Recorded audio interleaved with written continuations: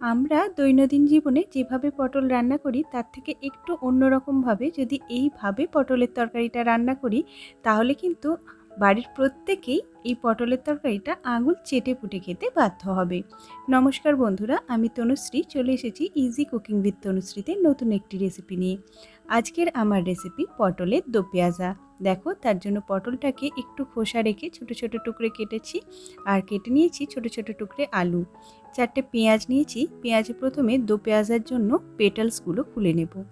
দো পেঁয়াজায় যেহেতু পেঁয়াজ দুভাবে ব্যবহার হয় তাই এর নাম দো পেঁয়াজা। দেখো, প্রথমে এইভাবে আমি ছুরি দিয়ে পেঁয়াজটার চারিদিকে 4টে মার্ক করে নিলাম, আর এইভাবে 4 টুকরো করে পেটালসগুলোকে বের করে নিলাম। বড় বড় পেটালসগুলো এখানে ব্যবহার করছি, আর ভিতরে যে ছোট অংশটা সেটা একদম ছোট ছোট করে কুচি করে নিয়ে রান্নায় ব্যবহার করব। এরপর চলে যাব রান্নাতে। রান্নাটা করব সাদা তেলে, এখানে সর্ষের তেলের ব্যবহার করব না।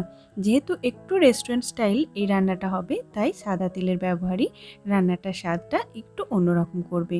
তেলের মধ্যে অল্প একটু হলুদ দিয়ে তেলটাকে গরম করে নিলাম, আর এর মধ্যে কেটে রাখা পটলগুলো ভেজে নিচ্ছি। হলুদটা দিয়েছি যাতে পটলের গায়ে জলটা যেটা থাকবে সেটা লেগে গিয়ে তেলের মধ্যে তেলটা ছিটকে না আসে। অল্প একটু হলুদ দিয়ে ভাজলে তেলটা আর ছিটকে আসার ভয়টা থাকে না।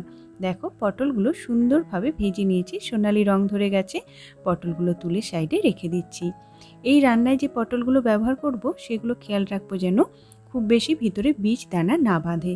একদম ছোট ছোট যে পটলগুলো সেই পটলটাই এই রান্নাটা খুব ভালো হয়। আর দেখো, এরপরেই আলুগুলো আমি এই তেলেই ভেজে নিচ্ছি একদম ক্রিস্পি করে। আলুর গায়েও সোনালি রং ধরে গেছে, আলুগুলোকেও তুলে সাইডে রেখে দেব। আলুটা তুলে সাইডে রেখে দেওয়ার পর এই তেলের মধ্যে যে পেঁয়াজের পেটালসগুলো আমি খুলে রেখেছিলাম 4 টুকরো করে, সেগুলোকে অল্প একটু নাড়াচাড়া করে নেব। পেটালসগুলো ভাজার সময় খেয়াল রাখবো খুব বেশি ভাজা যেন না হয়ে যায়। জাস্ট কয়েক সেকেন্ড একটু নাড়াচাড়া করে নেব হাই ফ্লেমে। আর যখন দেখব গায়ে একটা ট্রান্সলুসেন্ট কালার চলে এসেছে তখন এই পেঁয়াজের পেটালসগুলোকে তুলে সাইডে রেখে দেব। এইভাবে পেঁয়াজের কাঁচা গন্ধটাও চলে যাবে, আর পেঁয়াজের যে পেটালসগুলো সেগুলো নরমও হয়ে যাবে না। আবার 2 চামচ মতো সাদা তেল দিয়ে দিলাম। তেল গরম হলে একটা শুকনো লঙ্কা আর 1 চামচ জিরে, গোটা জিরে আমরা ফোড়নে দিলাম। ফোড়নটা ভাজা হলে এর মধ্যে কুচো করে রাখা পেঁয়াজটা দিয়ে দিচ্ছি। পেঁয়াজটা এখানে কিন্তু বাটা ব্যবহার করব না, আমরা কুচিয়ে ব্যবহার করব, তাহলে স্বাদটা একদম অন্যরকম হবে। দেখো, পেঁয়াজটাকেও ভেজে নিচ্ছি যতক্ষণ না হালকা সোনালি রং ধরতে শুরু করে।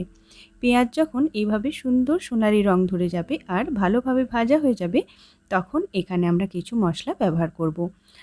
আমি আগে থেকেই একটা বাটা মশলা তৈরি করে রেখেছিলাম, যার মধ্যে কাঁচা লঙ্কা দুটো, 1 টুকরো আদা, 5-6 কোয়া রসুন আর 1.5টা পরিমাণ টমেটো ছিল।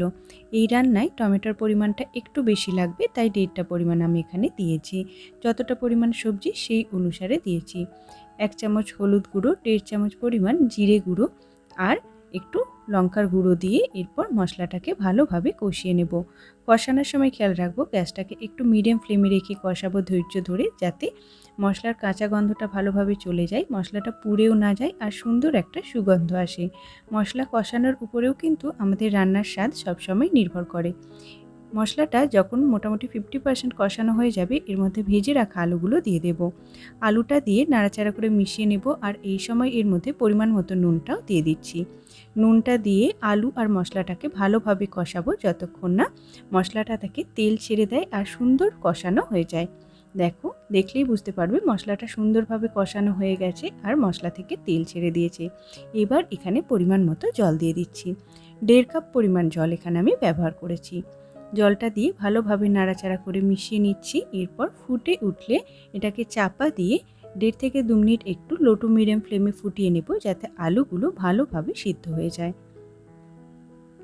আলু আমার ভালোভাবে সিদ্ধ হয়ে গেছে। 1.5 থেকে 2 মিনিট এইভাবে ফুটেছে। ঢাকাটা খুলে নিলাম। এই সময় চেক করে নেব আলুটা সিদ্ধ হয়েছে কিনা। যেহেতু আলু আগে ভেজেছি তারপর আবার ভালোভাবে কষেছি তাই খুব তাড়াতাড়ি আলুগুলো সিদ্ধ হয়ে যাবে। এরপর পটল আর ভেজে রাখা যে পেঁয়াজের পেটালসগুলো আছে সেগুলো দিয়ে নাড়াচাড়া করে মিশিয়ে 3 থেকে 4 মিনিট লো টু মিডিয়াম ফ্লেমে এইভাবেই ফোটাবো, আর কোনোভাবেই চাপা দেব না। চাপা দিলে পটলটা খুব বেশি সিদ্ধ হয়ে যাবে আর পেঁয়াজের পেটালসগুলো গলে যাবে। পটলটা আর পেঁয়াজের পেটালসটা যাতে গলে না যায় সেদিকে খেয়াল রাখতে হবে। এইভাবে 3-4 মিনিট ফুটে গেলে আর রসটা একদম গামাখা হয়ে গেলে ওপর থেকে গরম মশলার গুঁড়ো, কসুরি মেথি পাতা আর এখানে ধনে পাতা আমি ব্যবহার করেছি, এগুলো দিয়ে ভালোভাবে নাড়াচাড়া করে মিক্স করে চাপা দিয়ে রাখলে আমাদের এই রান্নাটা একদম তৈরি। এইভাবে একবার পটলের তরকারি তোমরাও রান্না করে দেখো, আশা করি তোমাদেরও খুব ভালো লাগবে। রেগুলার আমরা যেভাবে পটল রান্না করি তার থেকে একটু অন্যরকমভাবে এইভাবে পটল রান্না করলে স্বাদটা হয় অসাধারণ। আশা করি রেসিপিটি তোমাদের ভালো লাগবে, আর এইভাবে একবার রান্নাটা করলেও রান্নাটা তোমাদের অবশ্যই ভালো লাগবে। আজকের মতো আসি, খুব তাড়াতাড়ি আবার চলে আসবো নতুন কোনো রেসিপি নিয়ে।